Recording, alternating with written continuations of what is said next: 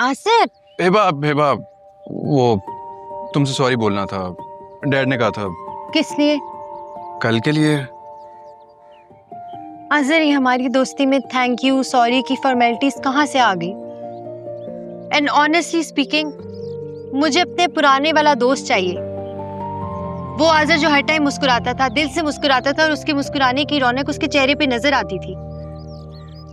उस दोस्त की माँ ने उसको दुनिया में जलील भी नहीं करवाया था ना। आज़र, कोई किसी को जलील नहीं करता जब तक कि हम उसको वो इख्तियार ना दें। फरीसा आंटी ने अपनी जिंदगी जीनी थी, उन्होंने एक चॉइस कर ली अपने लिए। तुम खुद को देखो कि तुमने क्या करना है। या तो खुद को संभाल लो या उनके दिए हुए जिल्लत के जख्म को दिल से लगा के उसको नासूर बनने दो। नासूर मतलब? वापस आके समझाऊंगी, अभी लेट हो रही है। इट्स ओके, सॉरी बोल दी तुमने। चले लाला, इट्स ओके, बाद में आके आती हूँ ना, वापस आके बात कर रही हूँ। आज़र, बाय बाय। जवाब तो देके जाती।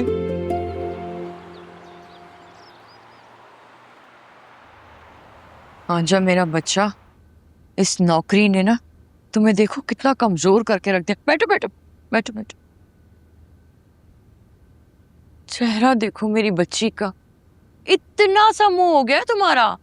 अब चाची, ये जुनैद भाई यहाँ पे क्या करें?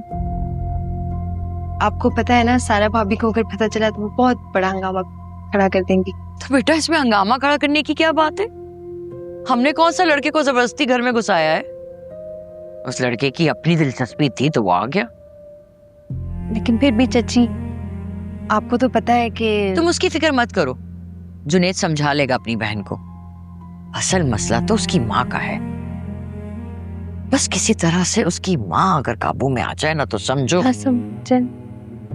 अल्लाह वाह मेरी बच्ची, तुम तो बहुत ही भोली और मासूम हो। मैं समझाती हूँ। देखो बेटा, अमल और अफ़ाफ सिर्फ तुम्हारी नंदे नहीं हैं, तुम्हारी बहनें भी हैं। अब दोनों बहनों की शादी की कोशिशें तुम ही करोगी ना, और कौन करेगा, है कि नहीं? वैसे भी अच्छे रिश्तों के लिए ना बड़े पापड़ बेलने पड़ते हैं बेटा, और ये बात तुमसे बेहतर भला कौन जानता है। बस जैसे तैसे मुमकिन हो तुमने ना जुनैद की माँ को अफ़ाफ के लिए राजी करना है। चाची, मैं कैसे करूं राजी? तो वाह, अब मुलाकातों के तरीके भी मैं समझा देती हूँ। तुम्हारे भरोसे रही ना तो हो गया कि मेरे काम। समझाती हूँ।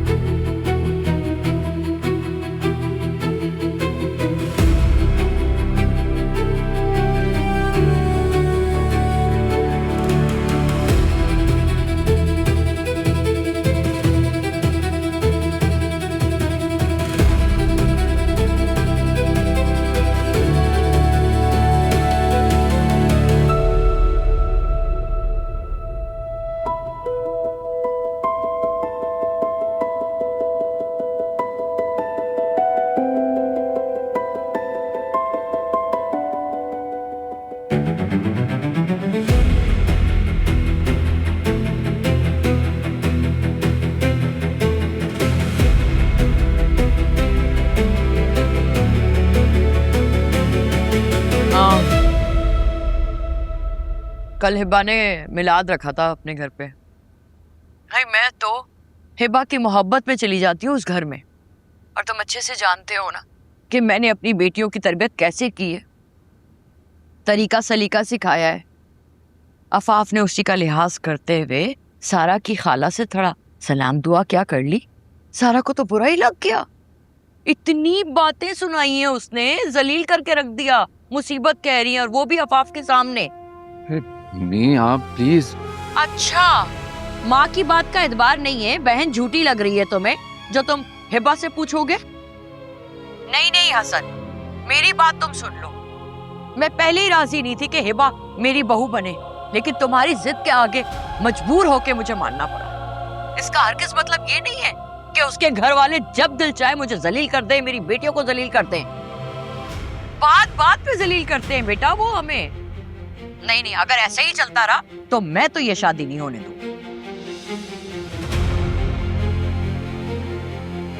हसन, भाई फोन ही बंद कर दिया लेके। देखती हूँ मैं इसको भी।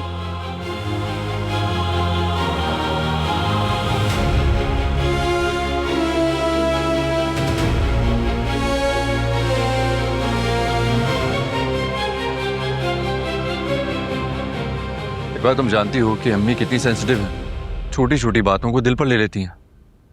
तुम अपनी भाभी से कहती क्यों नहीं हो कि वो इस तरह की बातें उनसे मत किया करें? तुम नाराज नहीं हो, मैं मना करूंगी, उन्हें समझाऊंगी। कितना आसान है ना तुम्हारे लिए कह देना कि गुस्सा मत करो, नाराज मत हो। कुछ अंदाजा भी है मैं यहाँ किस हाल में रह रहा हूँ, कहाँ सोता हूँ, खाता भी हूँ, कुछ क्या नहीं खाता। खैर तुम्हें भी कैसे पता होगा, जाहिर है तुम लोग तो वहां पर अपनी आसाइशों में हो ना। हसन सुन तो लो। अरे नहीं सुनना यार मुझे कुछ भी। तुम्हें खुदा का वास्ता है कि मेरे ऊपर ये शिकवे शिकायतों का सिलसिला बंद करवाओ किसी भी तरह से। 18 घंटे की ड्यूटी में करके घर आता हूं, सुकून के चंद घंटे मुझे मिलते हैं, वो भी अम्मी की शिकवे शिकायतों में गुजर जाते हैं। हसन मैं यहाँ पे सब संभाल लूंगी, तुम प्लीज यहाँ की टेंशन ना लो प्लीज। बाप देखो, मैं अपनी अम्मी और बहनों की जिम्मेदारी तुम पर देकर आया था। तुमने मुझसे वादा किया था कि तुम उनका ख्याल रखोगी। तुम्हारी तरफ से ना मैं बहुत हर्ट हुआ यार। अगर अफाफ आपा की तरफ से अगर उन्होंने तुमसे कुछ उम्मीदें लगा ली हैं तो उनको बस पूरा कर दो ना, बस नहीं कहना यार मुझे। That's it. हसन